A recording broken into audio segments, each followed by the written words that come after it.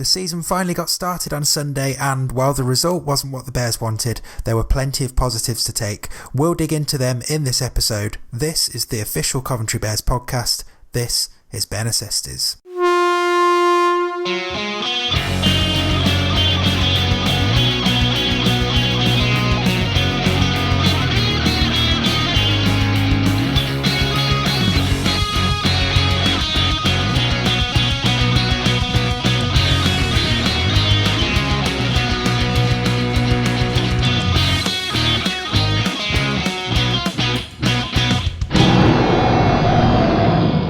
Yes, welcome to Bears Necessities, your official Coventry Bears podcast. You can find us on Spotify, Apple Podcasts, YouTube and at coventrybears.com.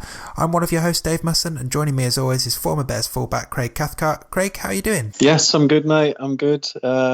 Enjoyed the game on Sunday, regardless of the result. It was good to have Rugby League back here in Coventry, and I thoroughly enjoyed watching the game. Definitely. So on this week's show, we will pick the bones from Sunday's 28-8 defeat at home to Newcastle Thunder, including hearing from Bears Director of Rugby Alan Robinson and going through our quickfire match analysis.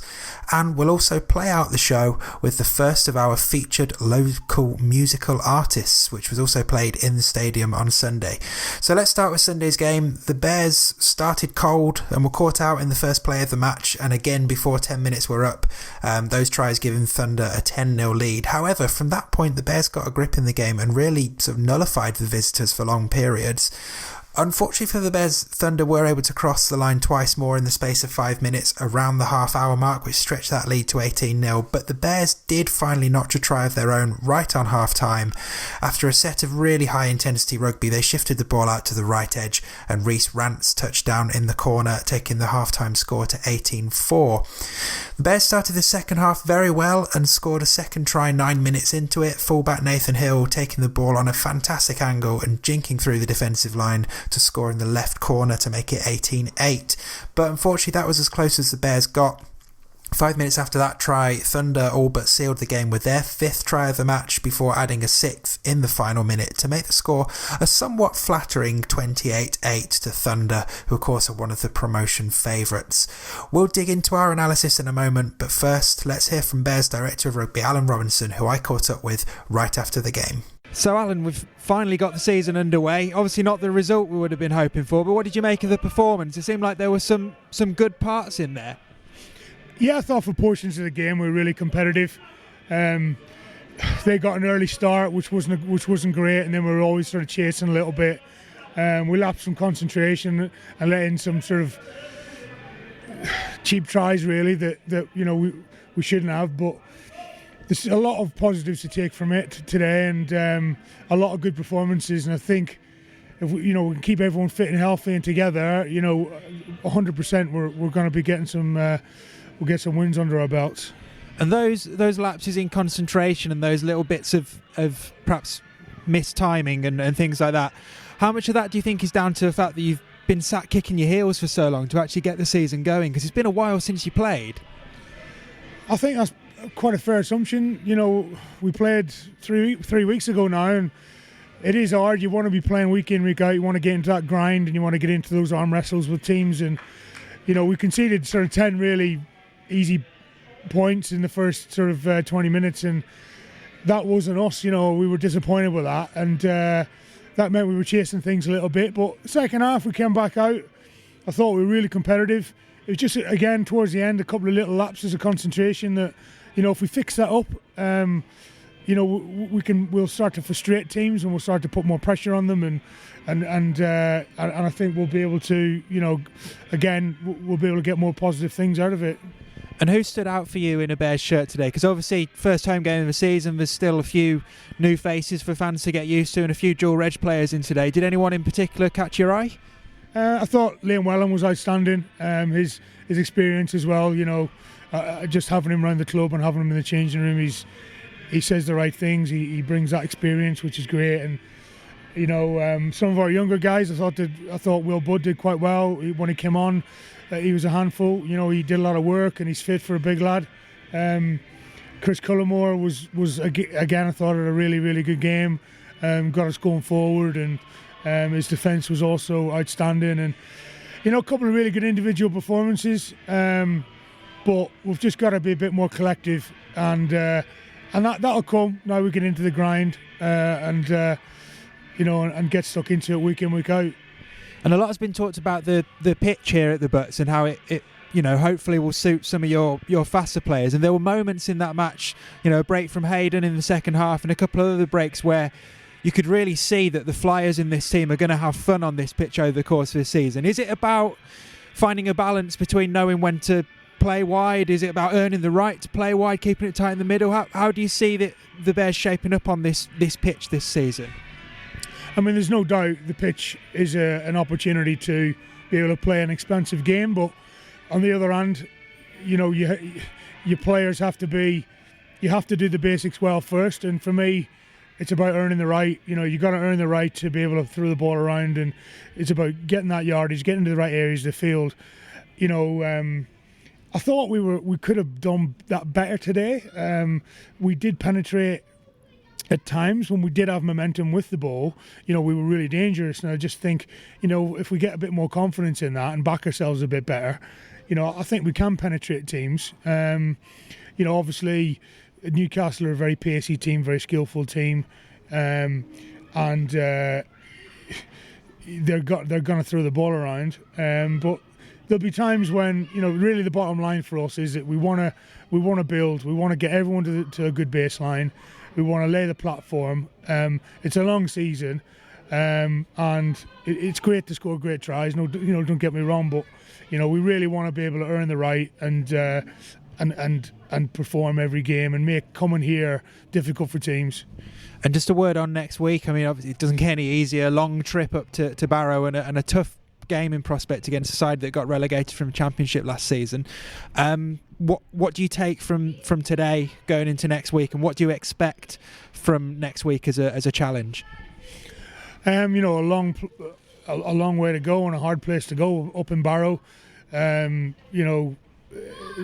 They've always got a tough side and big forwards and skill in every department. They're coming down from the Championship, and we're under no illusions again. It's going to be very, very tough for us.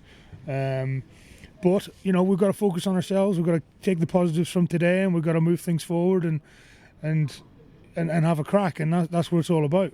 Great. Thanks as always, Alan. Thank you. Huge thanks to Alan for talking to us after the game. So it's time for our own analysis. Now don't forget, this season we're picking a number of talking points for each match and spending no more than 3 minutes on them, and I will set a timer and an alarm goes off if we get to 3 minutes. So for this game, for the game against Thunder, our talking points are the fact that there was plenty of promising stuff and the Bears matched Thunder for large parts of the game. Number two, the impact of the lack of match sharpness and match fitness and what effect it had on the game. Number three, the fact that when the Bears clicked, they looked really good. Number four, we're going to talk a little bit about what we think about Thunder coach Liam Finnegan's post-match comments. And number five, we'll go through our standout players. So I think, Craig, you can kick us off, and the fact that there was plenty of promising stuff and the fact that the Bears did match Thunder for large parts of the game. So I'm going to start the timer and you can go. Yeah, I think the first 10 minutes, I was a little bit concerned. The Bears seemed to be caught cold. I think that was down to ring rustiness. It was nearly a month since we last played a game. But once they got going, they really did more than match Thunder.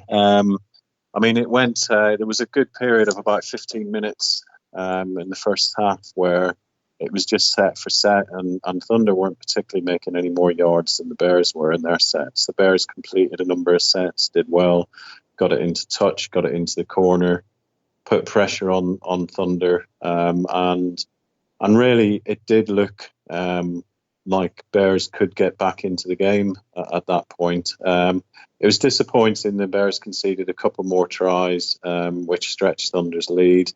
I kind of felt that they needed to score to hit back when it was 10-0 to Thunder to give themselves a chance in the game. 18-0 down, there was a bit too much to do, but in the second half as well, the first 20 minutes of the second half, the Bears were excellent. Could have possibly got another try and made it even closer. Thunder kind of scored when they needed to score, but absolutely. It was a very, very good Bears performance at times. Mistakes let them down a couple of times, and that was it, really. Yeah. I mean, I don't think I've got loads more to add on that. I think for the parts of the game when the Bears were the most competitive, they looked good defensively. They looked very organised in the middle. They didn't shirk from any of the physical battles that Thunder posed. And I think you and I were talking immediately after the match as well. We both sort of commented that we had to keep reminding ourselves that QLT was playing for Thunder, because he's the kind of player that at this level you'd expect to just see lighting up any game.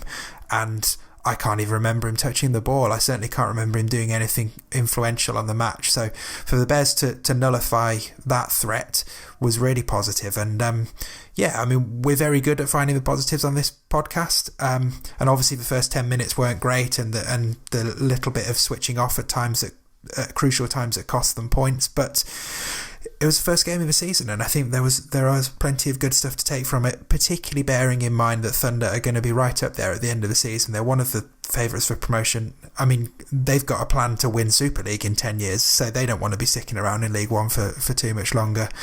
So yeah, I think there are plenty of positives to take, and we've got 15 seconds to spare, so that's good. So I guess it kind of plays into part two. What we wanted to talk about was the lack of match fitness and the lack of match sharpness, and how much that played a part. So I'll set the timer going and I'll kick us off on this one. I mean, as you mentioned, Craig, it's been almost a month since the last game, and we had this a bit last season as well, where the start of the year was really disjointed because of factors completely out of the Bears' control.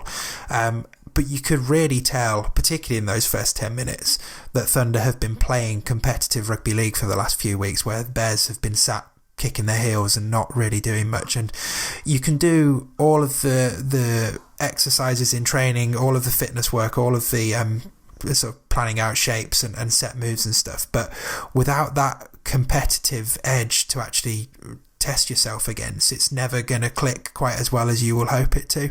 And it really did. You really did look like the Bears were being caught cold early on, and they really were suffering from having not played for a few weeks. And it's just frustrating that, again, that's sort of slightly bewildering setup to the start of the season, even before a ball was kicked and a man was tackled.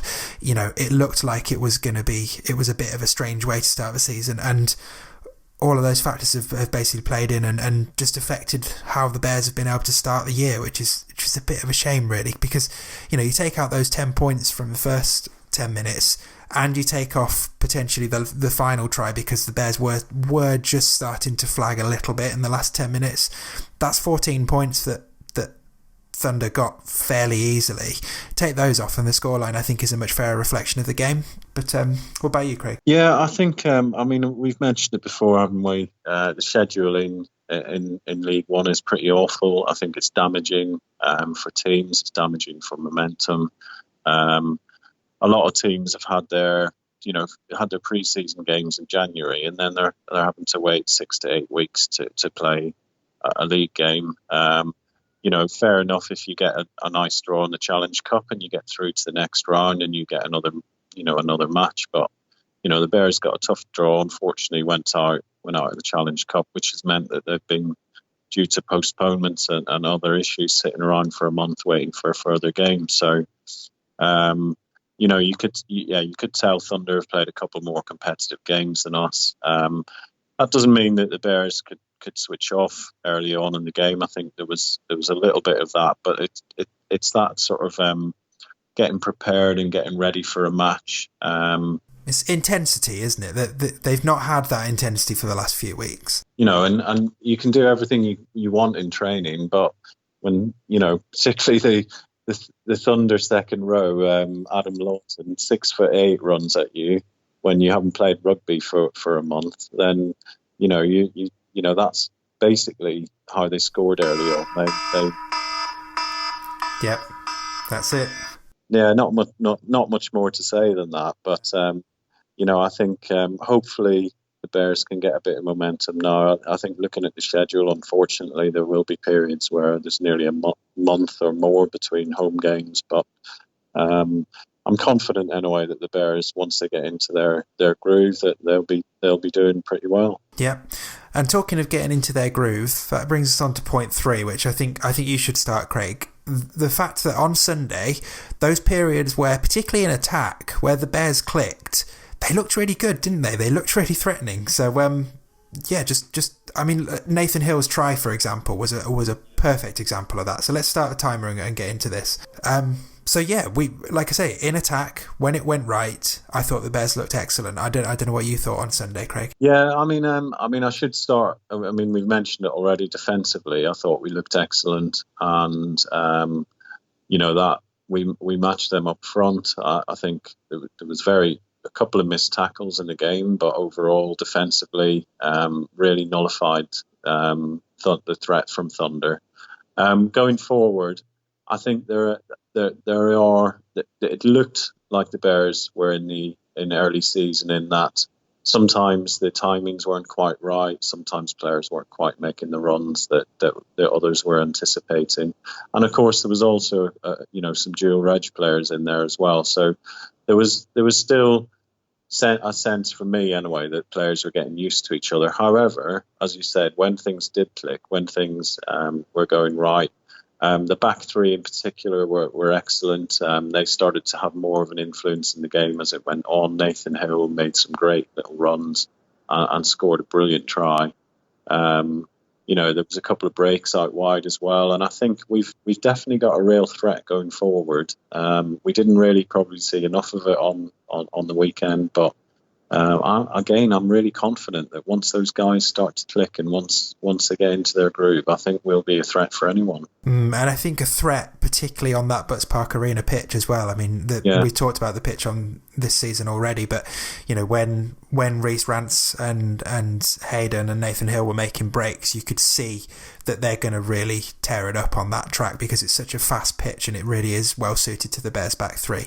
And I think there was lots of signs as well that I talked about it with Alan after the game, but there were times when the wrong decision was made and perhaps a pass was forced and a bit rushed when it didn't need to be. But there were also times when the Bears showed that they knew they had to keep it in the middle, keep it tight for a few tackles, and then earn the right to go wide with it and earn the right to exploit some space and try and be a bit more expansive.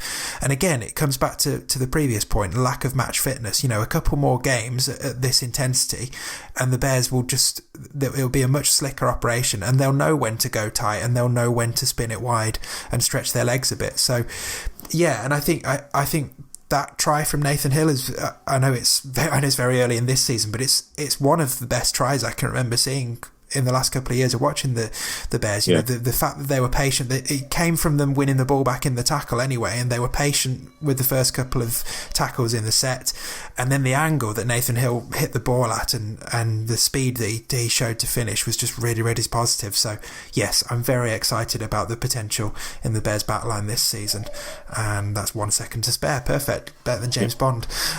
So point 4. So this is where we're gonna touch on the post-match comments from Thunder coach Liam Finnegan that were shared to the Thunder social media account. And we should say this isn't necessarily, this isn't in any way to have a dig at them. I think we both found them to be interesting comments, and they open up wider thoughts about how opposition coaches tend to talk about the Bears in general. So this is more just being used as a starting point rather than wanting to have a dig. But before I start with timer, let me just read the comments that were posted on the Thunder social media from their head coach. So the comments were: happy to get the win, especially after losing 2 players during the game to injuries. We had people playing all different positions, so at times we were disjointed, and the conditions played a part, but we showed good character to get the 2 points. So I'm going to start with timer now. Craig, I know you suggested this as a talking point, so I want to let you have most of the say on this. The thing that struck me, really, aside from what we're going to talk about, is the conditions. It was a really nice day on Sunday. I don't remember. I find that a strange one, but I know you've got some more thoughts on this, so sort of over to you, really. Yeah, I think, and I think we've mentioned it on the podcast before, but when the Bears play well, when they put in a good performance, they might not win, or even when they do win, they get very little credit for it from the opposition. There's very few coaches out there that will say, well done to the Bears. They put in a very good performance. I think I recall once last year, I think the Oldham coach, after when we played them away, and it was a relatively close-ish game, afterwards said that, the Bears had really impressed him. But we very, very rarely get that from opposite coaches. I mean, I think John Keir said it twice the year Bradford was in League One, but yeah, I don't really see what the issue is. I mean, it's if we want to build something in the Midlands and give expansion clubs an opportunity to thrive, then we need to be positive across the whole of the game about the performances that are being put in. For me, it looked like I didn't feel that excuses were needed, and I think a lot of opposition coaches, if they don't put 50 or 60 past the Bears, then they think, oh well, I better think up some excuses as to why we didn't get a massive win. When whatever happened to just saying, well done to the opposition, they played really well, they made it difficult for us. I was impressed with them, and we did well to get the win. The Bears can only dream of the resources that Newcastle have. So, I think not many would have been anticipating the Bears to run Newcastle so close, particularly with them being one of the favourites to win the league. So I think it would have been nice just to acknowledge that in the post-match comments, regardless of what he thought of his own team's performance. Yeah, and we've seen as well, like, you have to be careful what you say because it can backfire. I mean, the last game of the 2018 season when Hunslet's coach was talking about putting 20 or 30 points on the Bears and the Bears turned them over, it can go both ways, can't it? But I agree with you. I think it would be what we've talked about in terms of the positives from the Bears' point of view. It would be nice if that gets reflected more in some of the comments from opposition coaches at time. But hey ho, fingers crossed it might change in the future. So three seconds left on that one, so we're doing well on the analysis here. So point 5 is our final talking point, and this is where we just go through our standout players. So I will kick this off, and apologies if I duplicate any of yours, Craig, but let me just start with timer. So I think for me, I thought we've already mentioned that the back three were all excellent. I thought obviously Reece and Nathan bagging tries each, that's really good for them to start the season on such a positive note. And I thought Hayden was good when he got the ball in attack, and he was excellent in defence throughout. I think other ones that caught my eye, Liam Wellham, James Thornton, both I thought had good games, and I was really pleased to see Ben Gray get some time back on the pitch because it feels like a long time since we've seen him have a decent run out on the pitch, and hopefully he is back to fitness and can affect the team a bit more this season, because certainly in 2018 he was a very, very key member of that squad and had a lot of good moments. How about you, Craig? Who were your standout players? Yeah, again, the back three were excellent. Nathan Hill was a constant threat, but he also mopped up a lot of stuff. There was, there was a lot of high balls kicked to him. He was running backwards to pick up balls and make something out of it. He did really, really well and took his try excellently. Reece Rance was brilliant. Worked really hard. Made an amazing try-saving tackle out of nowhere. I think Thunder had broken the line and thought they were through, and he just came out and stopped them short of the line and actually did save a try. Hayden Freeman again, excellent. He made a great break. It was disappointing that he didn't quite have the legs to run the full length, but he was really, really good. I think Liam Wellham, he worked really, really, really hard in attack and defence. I thought he was brilliant. He's so hard to tackle. The opposition found it really difficult to keep tabs on him. I thought Brad Clavering was excellent as well, really marshalling everyone, putting a big shift in, never went backwards. Another standout as well, Peter Ryan for me. He never ever goes backwards. He's not a player who's going to break the line and score lots of tries, but he puts in the hard yards and, he hits the ball low and hard and plays it quickly, and he was excellent and good defensively as well. So There was a number of other players. I don't think anyone in the lineup had a poor performance, but for me anyway, those are the ones that stood out. Oh yeah, also Punchard as well, who was one of the dual reg players. I thought he was brilliant. A real terrier in defence. He's not a big lad, but he was putting in. I think there was one set where he made every single tackle in the 5. So, I thought he was brilliant, and hopefully we'll see more of him in a Bears shirt. Excellent. Great, 10 seconds left. That's our analysis done. And that is very close to being done for this week's show. A couple of things to mention before we go, though. Obviously, this Sunday, the Bears head off on the long journey north to face Barrow Raiders, and we'll have the story of that game next week. I don't feel there's much need to go into a massive preview here, Craig, other than to say that's going to be a tough one, isn't it? Yeah, I think they've already won. They won last week to beat Doncaster away, and a lot of people had fancied Doncaster with some of the signings they've made. Barrow have dropped down from the Championship, and they've retained quite a large number of players from there. So I think they're going to be tough. They've always been very, very tough to play at home, and that's where they picked up most of their wins when they were in the Championship. They had some big wins there. They've got some, a really big pack, and they've got a lot of very skillful players as well in the backs to back that up. So yeah, it's going to be a tough one. But actually we've gone up to Cumbria a few times and put in surprising performances and got surprising results up there. So you never know.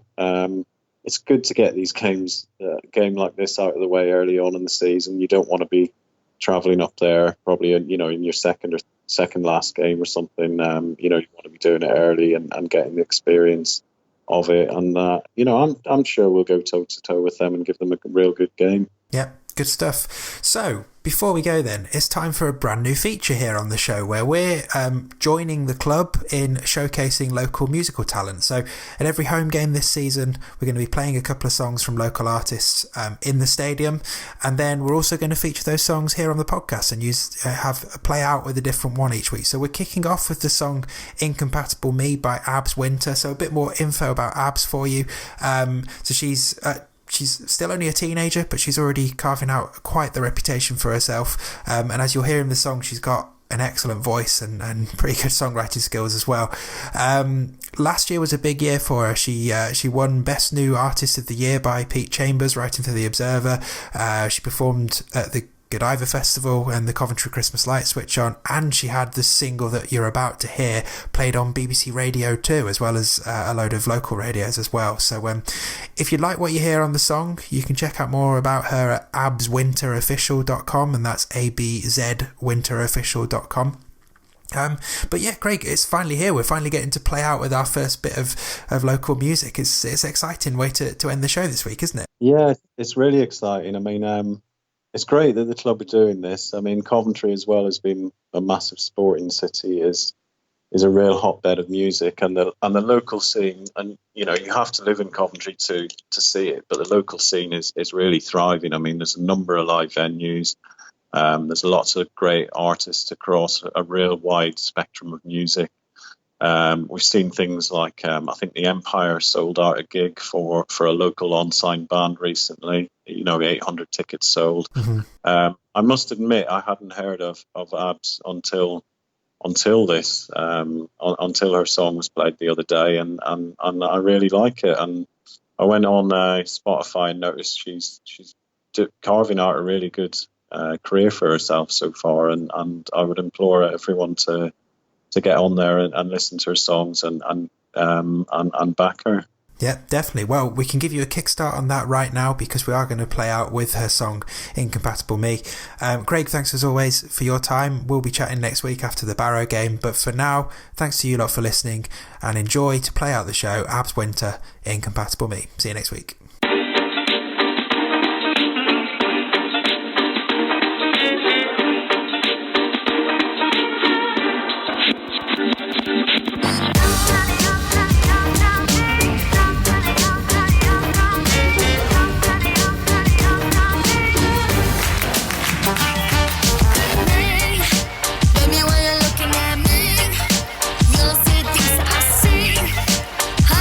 Sister, you ain't my mister.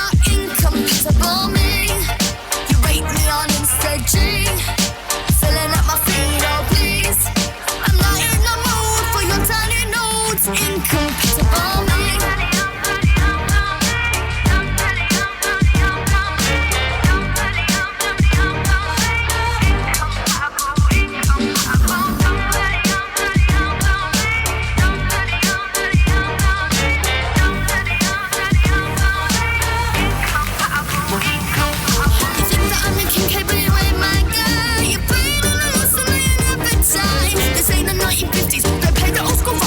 Trip you with my lyrics, singing kiss and don't get me so mistaken, don't think you got the round. I'll knock you and I'll block you and I'll watch you hit the ground. You think that you're a player, you think you got the score, but baby you're just drawing.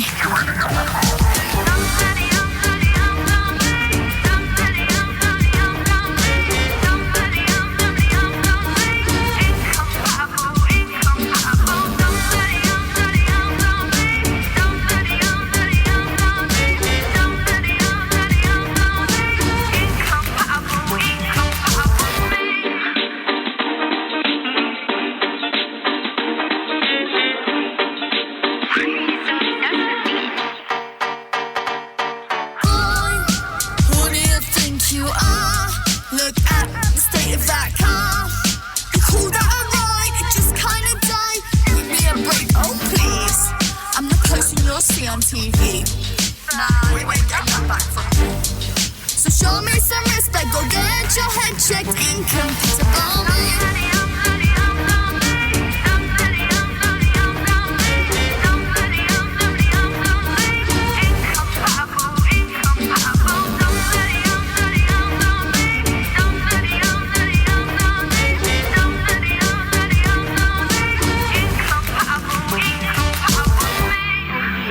What are you all doing about?